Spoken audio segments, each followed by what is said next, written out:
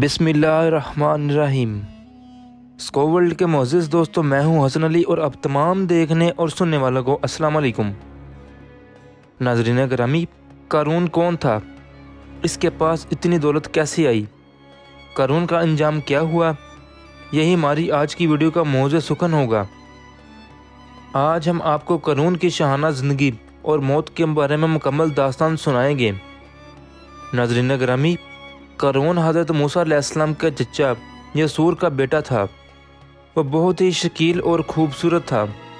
इसके पास ये कमाल भी था कि वो बनी इसराइल में तौरात का बहुत बड़ा आलिम, मालनसार और बाअखलाक इंसान था।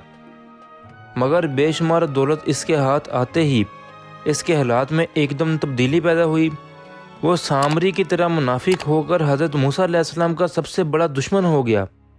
नाज़रीन गिरामी, कुरान मजीद फुरकान हमीद में क़ारून का जिक्र 4 मरतबा आया है और उसे फ़िरौन और हमान के साथ दुत्कारों में डाला गया है। क़ारून का नाम तौरात के मुताबिक क़ारून था और बज़ाहिर इसने हज़रत मूसा अलैहिस्सलाम का दीन कबूल कर लिया था। नमाज पढ़ता था, ज़कात देता था, मगर कमज़ोर अकीदे का इंसान था। नाज़रीन, क़ारून फसलों को सस्ता खरीद लेता और बाद में उन्हें महंगे दामों फ़रोख्त करता।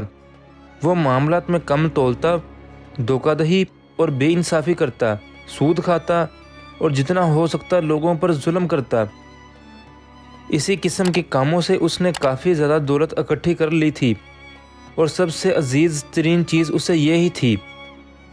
क़ारून ने अपने महल और घोड़ों को भी सोने से मुनव्वर किया हुआ था। इसके पास सैकड़ों गुलाम और कनीज़ें थी और उन्हें मजबूर करता कि वो इसके सामने गिर पड़ें और सजदा करें। नाज़रीन गिरामी, क़ारून की दौलत के मुतल्लिक़ अल्लाह रब्बुल इज़्ज़त ने कुरान मजीद फुरकान हमीद में इरशाद फरमाया, और हमने भी इससे इतने ख़जाने दे दिए थे कि एक ताकतवर जमात भी उसकी कुंजियाँ नहीं उठा सकती थी। नाज़रीन, कुछ रवायात के मुताबिक क़ारून के पास इतनी दौलत थी कि ख़जानों की कुंजियाँ 70 ऊँट उठा सकते थे। बाज़ बुज़ुर्गाने दीन कहते, क़ारून क्यों इतनी दौलत जुल्म करके इकट्ठी करते हो? क्यों लोगों का माल खाते हो? क्यों ये माल लोगों की मदद के लिए खर्च नहीं करते? क़ारून आगे से तकब्बर में जवाब देता, किसी को इन बातों की तकब्बर नहीं पहुँचता। मैं अपनी दौलत खर्च करता हूँ। अक्सर लोग उसे कहते, तुम धोखाधड़ी और जुल्म के बगैर इतनी बड़ी दौलत इकट्ठी नहीं कर सकते। तो क़ारून आगे से जवाब देता कि मैं चालाक हूँ और मैंने मेहनत की है। तुम लोग भी मेहनत करो और दौलत इकट्ठी करो। मैं किस लिए गरीबों की मदद करूं?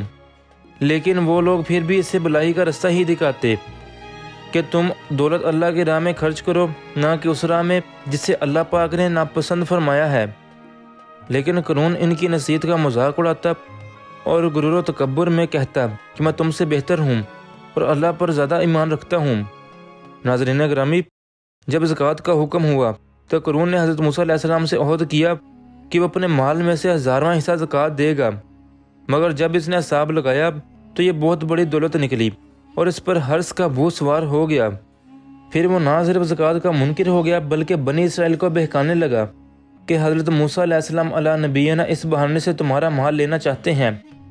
यहाँ तक कि उसने लोगों के दिल में हज़रत मूसा अलैहिस्सलाम के लिए बुग़्ज़ पैदा करने के लिए गंदी घिनौनी चाल चली कि एक औरत को बहुत ज़्यादा माल देकर इस बात पर आमादा कर लिया कि वो आप अलैहिस्सलाम पर बदकारी का इल्ज़ाम लगाए।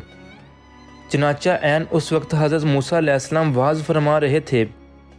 क़ारून ने आपको टोका और कहा, फ़लाँ औरत से आपने बदकारी की है और यहाँ वाज़ करते हो। हज़रत मूसा अलैहिस्सलाम ने फरमाया कि उस औरत को मेरे सामने ले आओ। वो औरत जब बुलाई गई तो हज़रत मूसा अलैहिस्सलाम ने फरमाया, ए औरत, इस अल्लाह की कसम जिसने बनी इसराइल के लिए दरिया को फाड़ दिया और आफियत के साथ दरिया पार करवाया और फ़िरौन से नजात दी, सच सच कह दो कि क्या वाक़या है। औरत हज़रत मूसा अलैहिस्सलाम का जलाल देखकर सहम गई और तमाम मजमे के सामने औरत बोली, मुझ पर क़ारून ने इल्ज़ाम लगाया था और मुझे ये काम करने के लिए क़ारून ने कसीर दौलत दी। और इस वक्त हज़रत मूसा अलैहिस्सलाम आबदीदा होकर सजदा शुक्र में गिर पड़े और बहाल सजदा आपने दुआ मांगी, ए परवरदिगार, क़ारून पर अपना कहर गज़ब नाजिल फरमा। फिर आपने फरमाया, जो मेरे साथी हों وہ قارون سے الگ ہو جائیں۔ صرف 2 خبیثوں کے علاوہ تمام بنی اسرائیل قارون سے الگ ہو گئے۔ پھر آپ نے فرمایا اے زمین اس کو جکڑ لے، تو وہ گھٹنوں تک زمین میں دھنس گیا۔ آپ نے پھر فرمایا اسے اور جکڑ لے، تو وہ کمر تک زمین میں دھنس گیا اور رونے اور بلبلانے لگا اور آپ کو واسطے ڈالنے لگا۔ اور پھر آپ نے فرمایا اے زمین اس کو غرق کر دے، تو قارون پورے کا پورا زمین میں دھنس گیا۔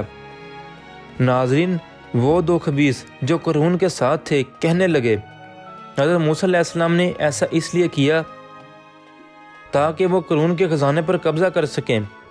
پھر حضرت موسیٰ علیہ السلام علیہ نبینا نے اللہ کے ہاں دعا کی اے اللہ قارون کے اس خزانے کو بھی زمین میں دھنسا دے۔